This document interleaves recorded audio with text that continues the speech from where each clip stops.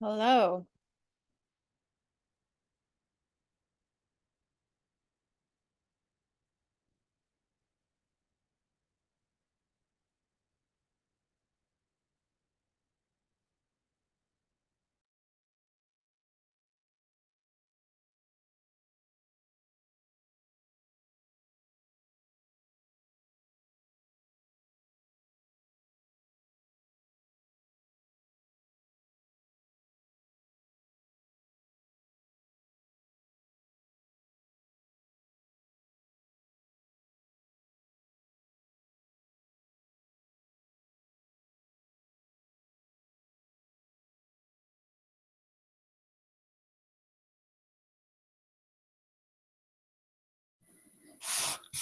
Bethany, how do you blur your background? Or is it just because you're the host? I've spent so much time over the last few meetings trying to blur my background. So if you Oh, hover, I can't hear you. can you hear me?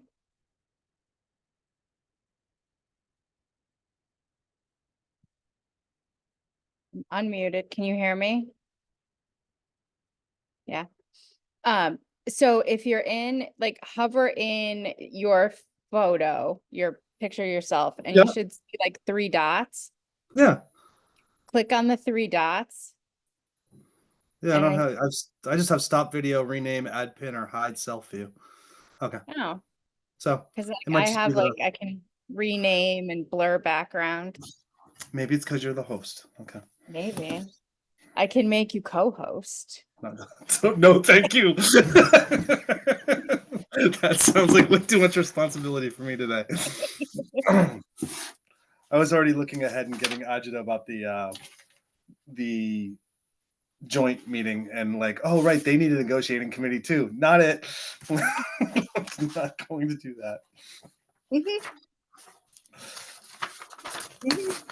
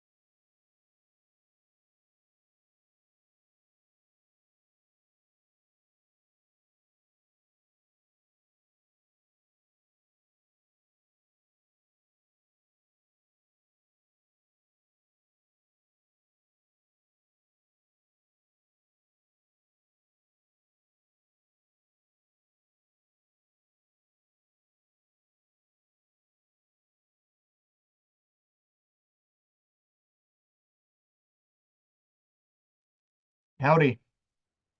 Hello there. Hey,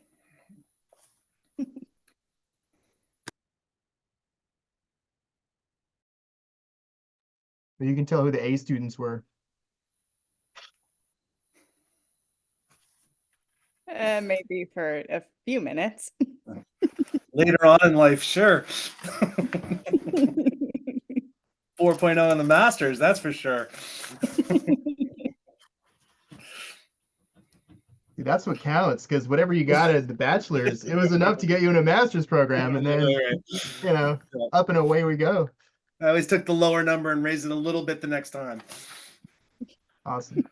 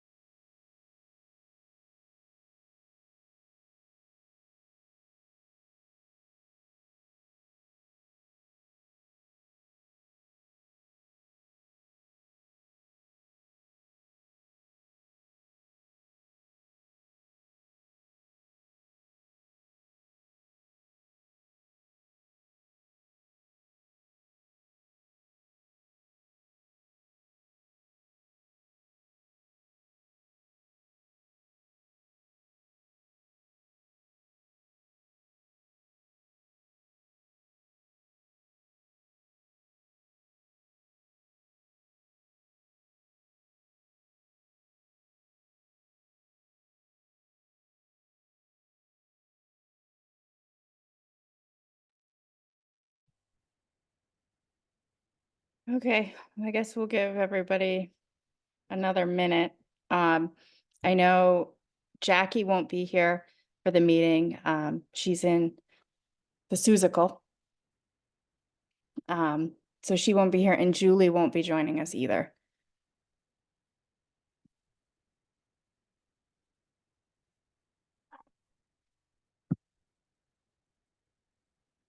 Hi, everybody. I'm here. I'm going to keep my camera off. This is Jen. Okay. I'm eating my dinner and not feeling great. I'm just going to keep camera off for tonight. Okay.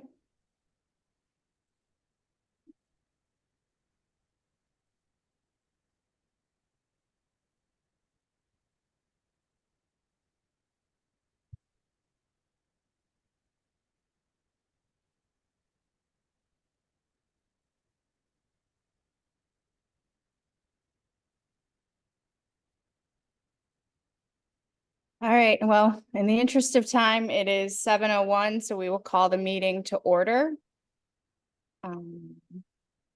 Any public hearings? I don't see anybody from the public, so we will continue on.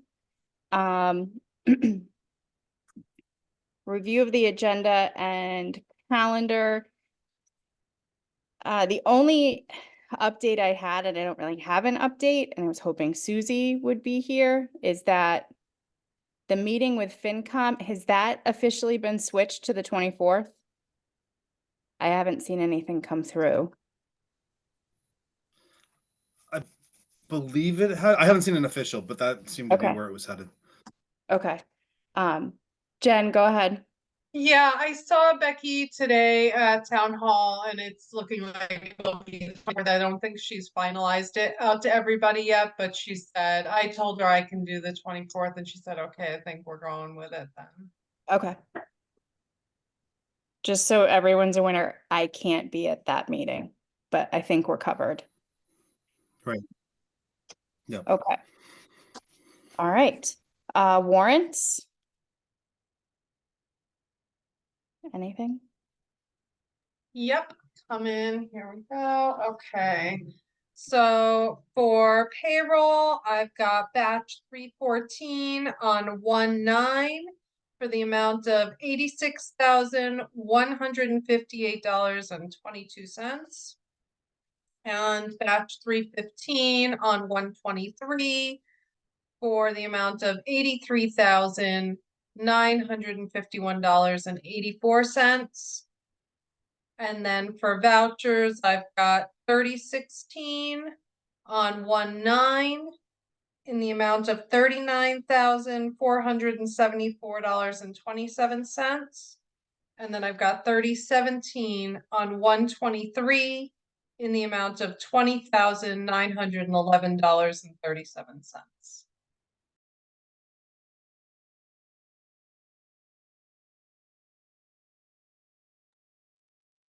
Okay. Trevor, are you good with that? Okay. Gifts or grants this evening? No? Okay, continuing on. Approval of minutes from our December 21st meeting. I move to approve. Seconded, All in favor? My UI. Taylor, I. Rose, aye.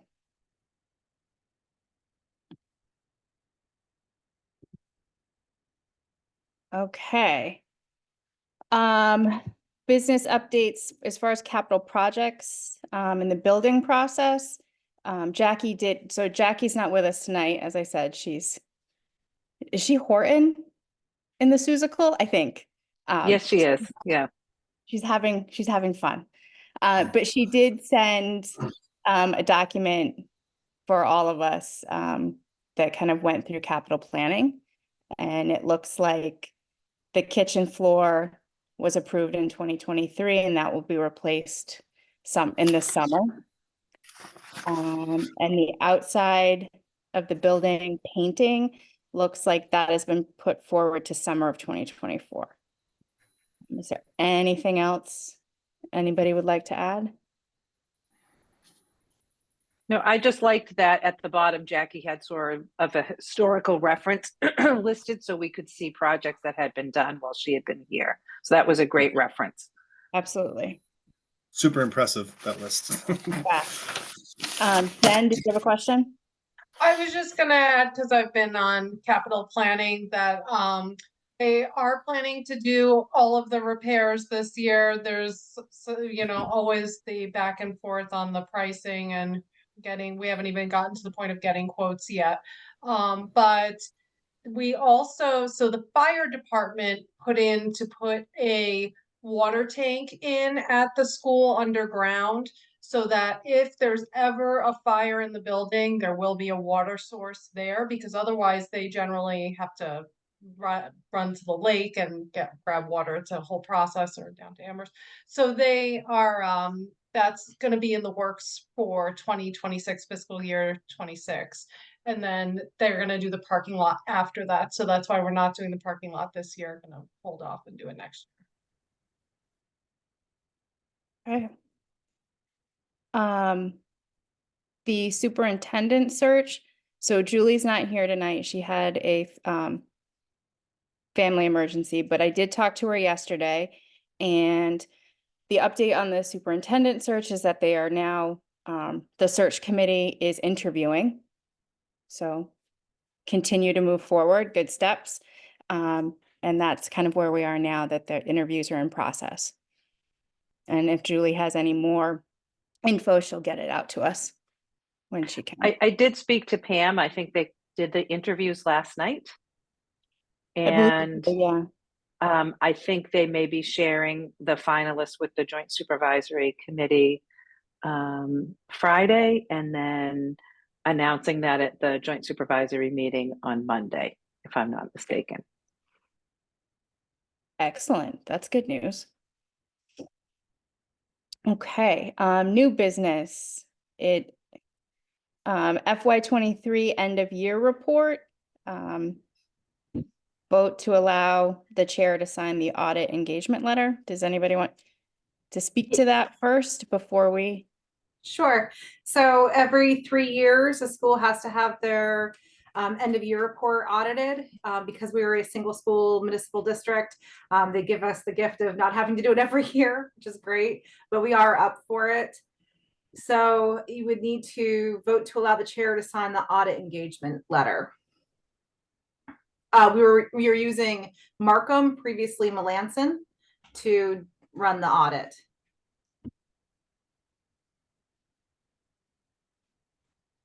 Okay, do I have a motion to allow the chair to sign the audit engagement letter? Motion to allow the chair to sign the audit letter. Seconded. All in favor? My UI. Taylor, I. Rose, aye. Trevor, go ahead. Oh, Caitlin, could you just spell the name of the auditing firm? It's Markham, Marcum. Thank you. You're welcome.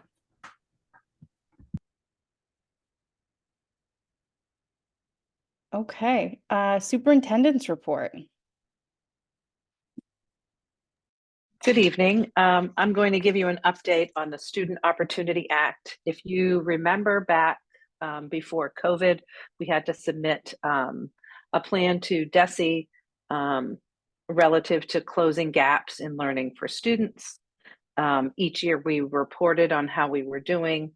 It's a 3-year plan. The 3 years are finished, and we need to do another Student Opportunity Act. So every district and charter school in the state develops these 3-year plans, and the plans identify where the data that we have reveals disparities in student learning opportunities and outcomes for the student groups that we serve.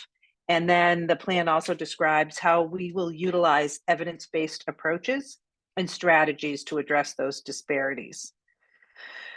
The plan will address a subset of our overall initiatives. So we look at our district plan, we look at the data, and then we create initiatives that will improve the educational experiences and outcomes of students. And these groups include English learners, students with disabilities, and low-income students. So to that end, our plan should and needs to spotlight critical, actionable, evidence-based programs.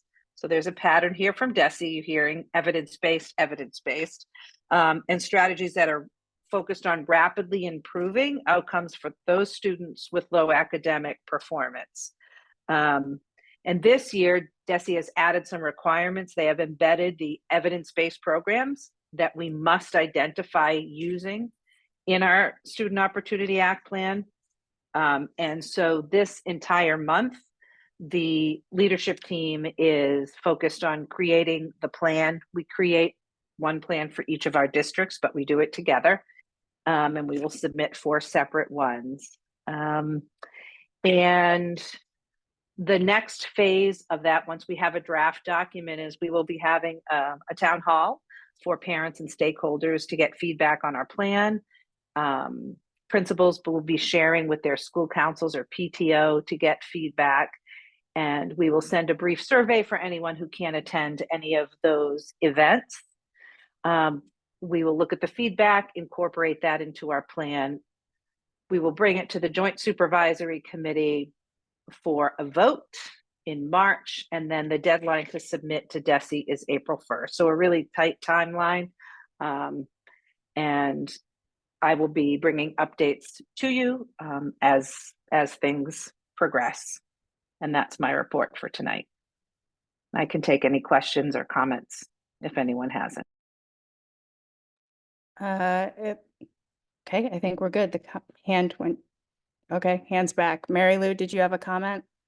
Hi, yes, I'm sorry about the hand thing. So when Miss Jennifer was just speaking. She spoke about 3 categories of underachievers. And I'm curious, I didn't quite catch the first category. You said something about low income, and then you said students with disabilities, but you said something first, I believe. English learners. English learners. Thank you.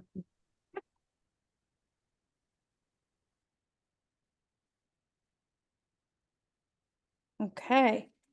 Caitlin, it looks like we are, well, discussion and vote on adopting the preliminary budget. Yes, so I have 2 items first before we get into the budget. They'll be quick.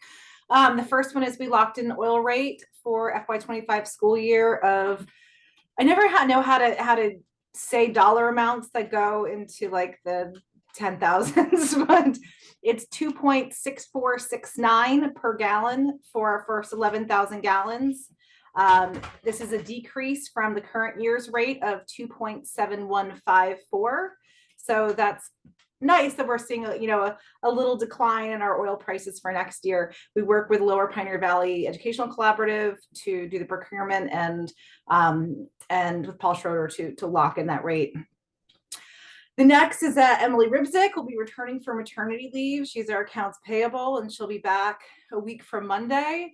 And she had her baby Dakota back on, oh God, November 4th. I think it's the 4th. It's the first week of November. And we're just excited to have her back really soon. So after this current warrant cycle, you can anticipate that the warrants are going to be done by Emily again. So they've been really busy for me and Pam Rogers, who kind of split up her duties, and but it did provide us with really good opportunities to understand her process better and give us kind of more strength across the union, that if we have other times when she might be out or other accounts payable, that we're able to kind of pick it up and do it. So very excited to have Emily back. It'll be good. Any questions before I get into the budget? Okay, so I'm going to share my screen. Oh gosh, I have so many tabs open. Hold on. There we go. All right, so there was a budget with the meeting materials, and then I sent you one briefly after we got an updated. We get an estimate from the Director of Student Support Services on what we could be looking at for circuit breaker for next year.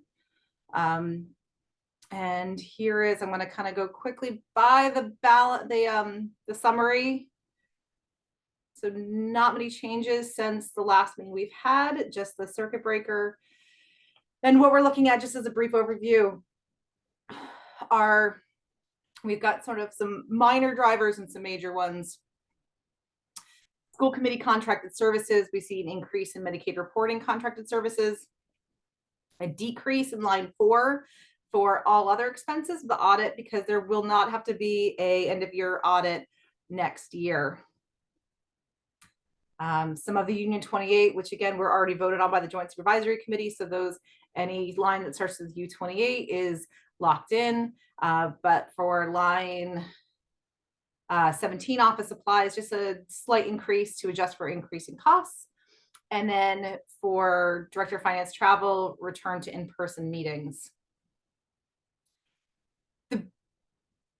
Some of the big unknowns to the budget for FY25 is that we are a negotiation year. That's one of our largest drivers, is that we are estimating what the salaries are going to, what the COLA is going to be. And since overwhelmingly salaries are the biggest portion of the budget, that is our unknown. So we want to budget responsibly, but not put too much that we're over budgeting for those lines. So it's all a little bit careful. I went kind of slightly above what the average from the last couple contracts and other Union 28 schools had, to try to be responsible yet try to be accurate enough. And one of the other big drivers is line 39, therapeutic services. We have a counselor moved to the general budget. Oh, and then also for teacher salaries, we also do have the increase of an ELL teacher in that line as well. And then we have the 0.5 counselor moved in the general budget since it's the end of the ESSER 3 funding. Increase in sub rates and availability, meaning that we have more availability. We've had an increase in substitutes applying across the union. And so we're able to fill classrooms when teachers need to be out. And that has shown an uptick in the sublines across all 4 schools, because now that we have the subs available, we're able to have substitutes in the classroom. And for line 55, classroom instructional tech materials, just an increase in costs and the elimination of ESSER funding. So we no longer have that funding to rely on for those expenses.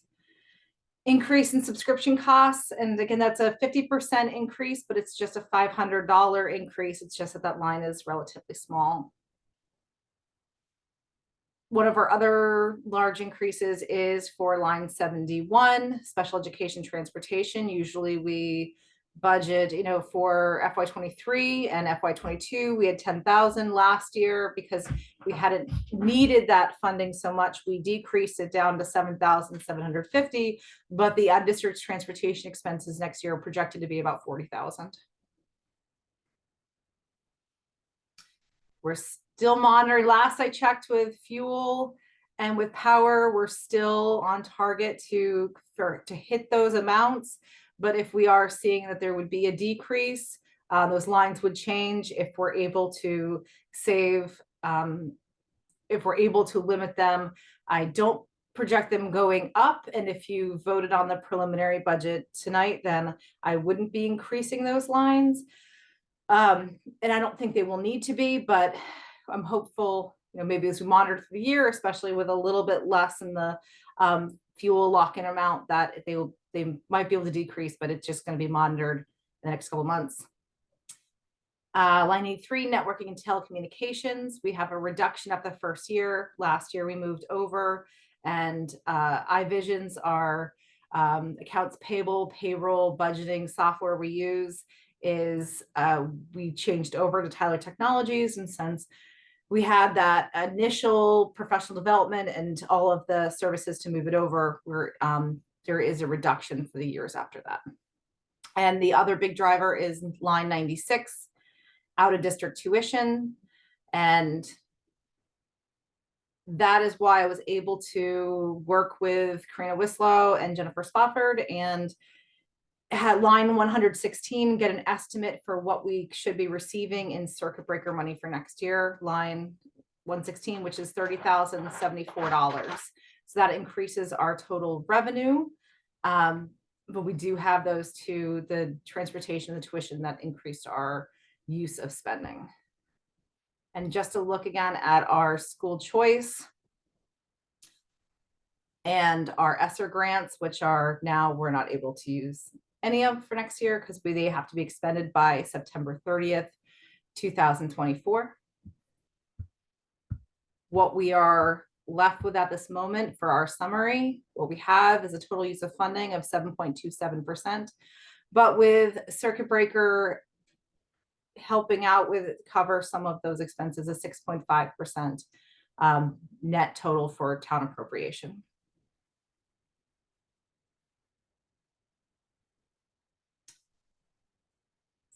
Questions about the budget? Susie, go ahead. I didn't get a copy of this one. Oh, I'm so sorry. Yeah, so could you go back one page towards the bottom line? I didn't check what the rural aid was projected at. Originally it was projected at 65,000. Still 65,000. And I know it came in, I think, at 86 this year. It came in a little higher this year. It's just it is sort of a bit unpredictable. We've had another district that lost rural aid altogether this year. And I felt comfortable raising it up to 65. And certainly we could have a discussion about raising up a little more if we want to depend on it. I just want to be cautious about over depending on rural aid. And I think I heard at last meeting that the EQV for Shutesbury may be changing and we might not be as eligible for some lines of aid. Do you know if rural aid would be affected by our relative wealth? I don't, but I can look into that for the next meeting.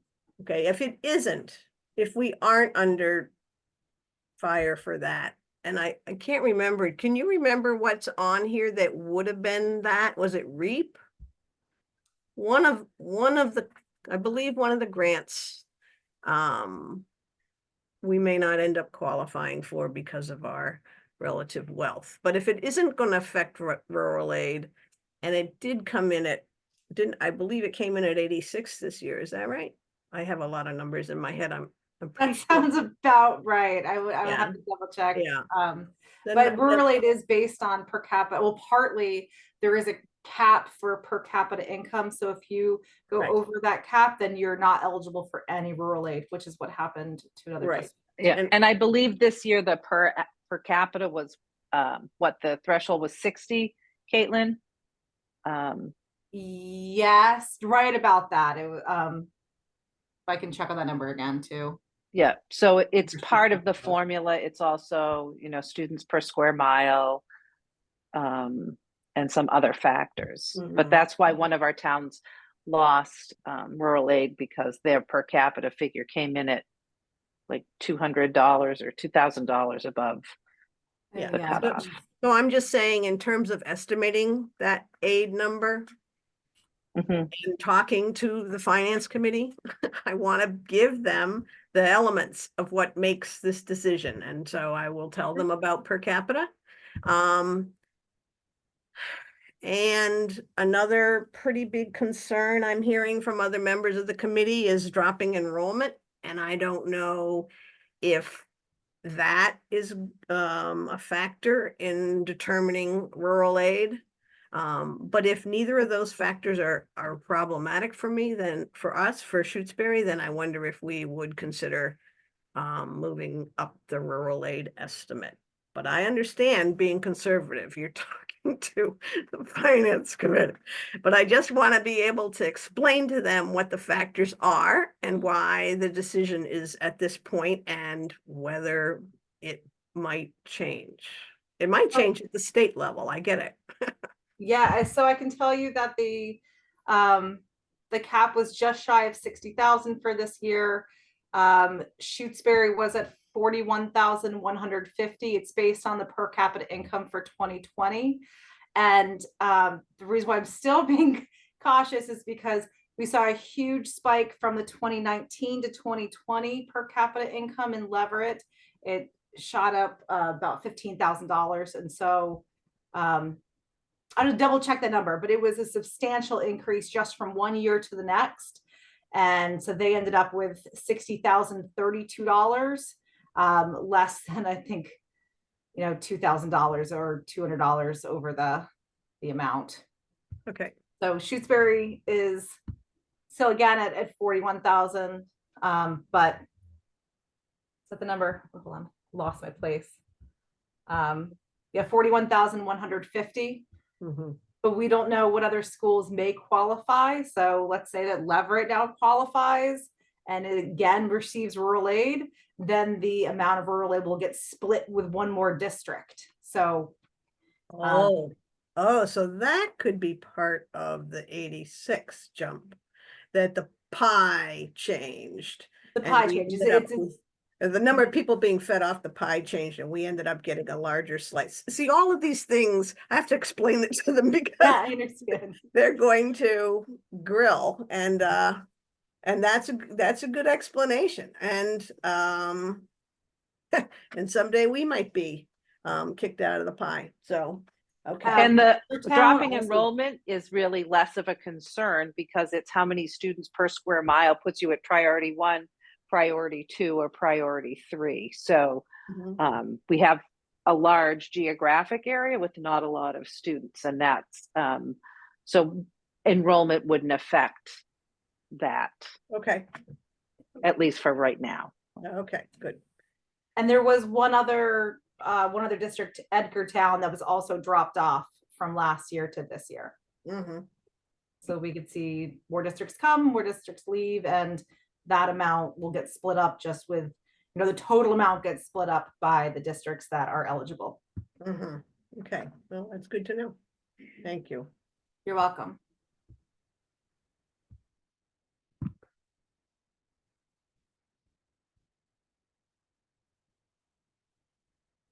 I think did we start budget conversations in November this year? So I think this is probably our third meeting on them. But if you ever have any additional questions or something kind of comes up and you're like, oh, wait, what happened with this? Very responsive to email. And I think, 2 other things to note we've discussed. One is moving our 0.5 adjustment counselor from ESSER to the general fund. And Jackie spoke very eloquently about the need for addressing the social, emotional, and behavioral needs of the students. And the other piece is this year we had 2 multi-language learners. And then it looks like next year we will have 4. So we would need to increase the FTE service of the ESL teacher to address those needs. And those are estimates based on the students we have and the testing we have currently.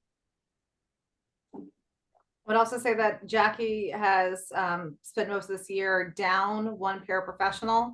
And so instead of looking to fill that position for next year, because there is one position that is ESSER funded, instead of moving one more position from ESSER to the local budget, she's decided to not fill that position so that it doesn't have more of an impact on the budget. Yep, I finally understand that.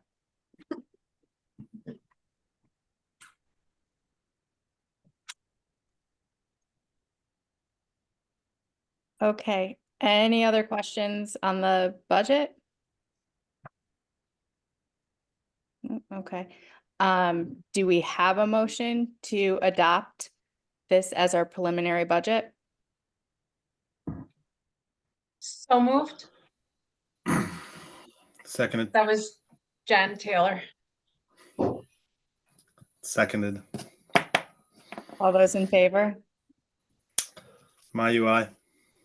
Taylor, Rose, aye.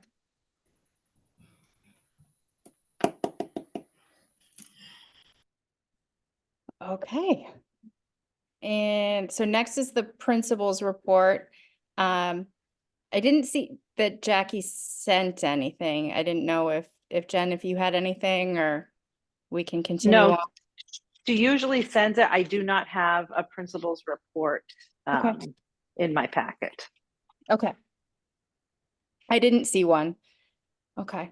So we will continue on.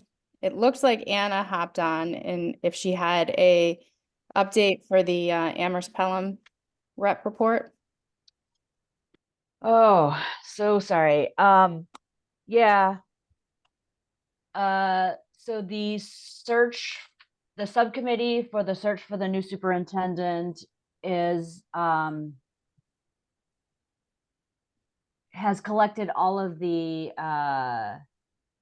applications or interest forms for people who would like to be on the search committee.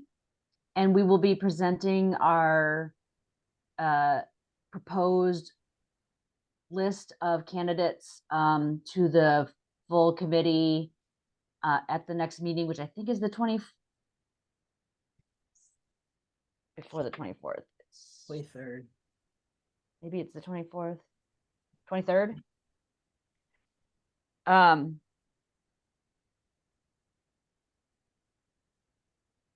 At the meeting, we'll also present the method for selecting those candidates.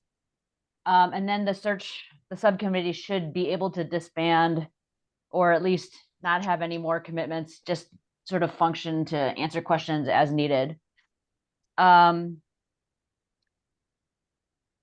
The idea of rescinding and rewriting the debt authorization has been put forward. It keeps getting pushed to a later date. The idea is to not totally rescind the debt authorization, but immediately replace it with a debt authorization that has slightly different language that doesn't restrict the debt authorization to only be spent on artificial turf. With the new Amherst reps installed, I don't know if that motion will pass. But and I don't know when it will be brought up again. We have one member on the committee who has decided that he's just not amenable to staying late. And so every time we get to 9:30, he votes not to extend the meeting. So that's preventing us from getting some work done. And so I don't know when it'll come up again. There's been a couple of things that have been happening at the middle school that have been a little bit upsetting. So I guess the superintendent proposed a interim middle school principal, but then there was a family or two or maybe more who suggested that the candidate for the interim principal was not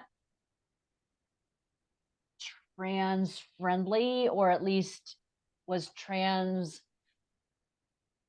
not understanding, like just lacked an awareness and lacked some training to be dealing with trans students. And she came to the meeting and objected vehemently to those types of accusations, and then apparently withdrew her candidacy. So Talib Sadiq will continue to be the principal of both schools. And I don't know what they're doing about thinking about having an interim principal, or if they just decided that it's not worth it and they won't try again. So maybe we'll hear more at the next meeting. I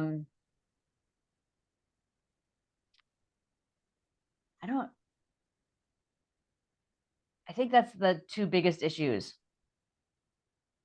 Do you have any questions? Okay, that's about it.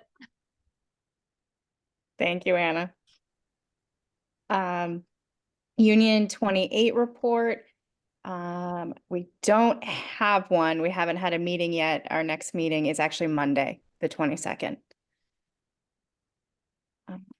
So, Jeremy, do you have a report? No, we have not had a CES meeting. That's going to be next week on the or no, it'll be the 31st is the next CES meeting. After next week's busy meetings. Okay. So now moving on to policy review. We have our second reading and first vote on several. If it makes it easier, what we've done in the past is somebody motions and then I have someone who seconds. So do I have a volunteer? Oh, Susie, go ahead. I'm sorry to be a little bit slow on the hand. I just wanted to say I appreciate people making room for the FinCom discussion of the SES budget, which has now the draft has been approved, and it's for Wednesday, the 24th, because we have a special town meeting on the 23rd. And I tried to find out if we have a time. I don't know if AJ, our chair, got a hold of anybody for about the time. If I'll make sure the time gets announced to you. It'll probably be, it might be 7, but I know not everybody can attend. It's not something everybody needs to attend. But I know that Jen and Caitlin said they could be there. And so it's mostly just answering questions and maybe some advocacy. Thank you. I'll be there as well, Susie.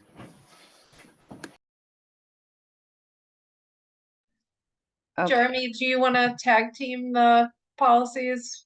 We'll do the motions and seconding. Sounds great. Can I second? Sure.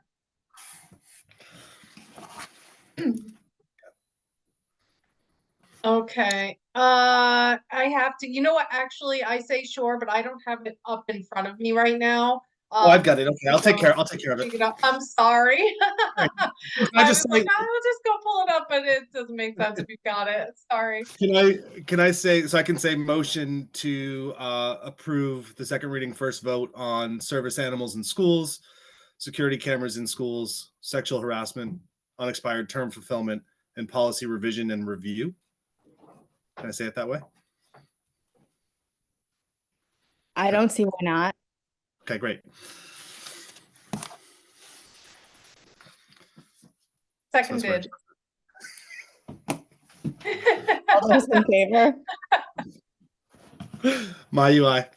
Taylor, I. Rose, aye. Heard I. All right. And those all go forward to final vote next time. And then I move for a final vote on school councils, face coverings, non-discrimination policy, including harassment and retaliation, and non-discrimination on the basis of sex. Seconded. All those in favor? My UI. Taylor, I. Rose, aye. Heard I. Well, that was quick. All right. Yay. So we still have the executive session on the agenda. And this was at our last meeting, Jeremy and I went into executive session with Caitlin to discuss the bargaining. I don't know that we need the session. So if you don't need it, you can just say there's no need for executive session. You can Okay. talk about future business and then we can move to adjourn. Okay. Okay. Jeremy, are you okay with No, that? I think that's right. We haven't done anything since the last one. I think we should leave it on the agenda for next time because hopefully we'll have something to talk about then. I'll make a Yes. note to leave it on the agenda. Thank you. I appreciate that. Yep. Okay, so having no need for an executive session, we'll move on to future business. And that is our policy committee, which will be February 15th at 6:30. Our next school committee meeting is the 15th at 7. And then we have this Monday, January 22nd, the Union 28 meeting, and then the 24th is the meeting with the finance committee. Okay. And with that, unless there's any questions? or I do have anything- one question. Absolutely, go ahead. Is the one with the finance committee also remote?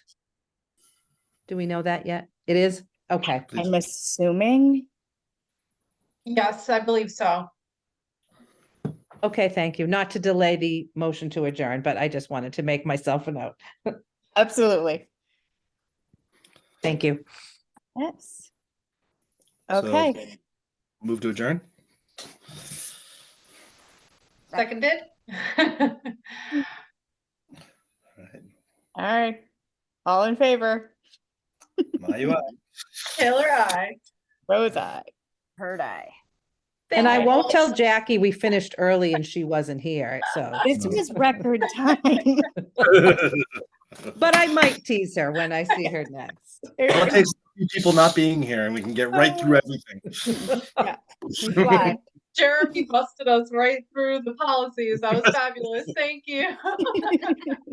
Anytime. Bye, guys. All right, have a good Thank evening. you. Everybody. Bye.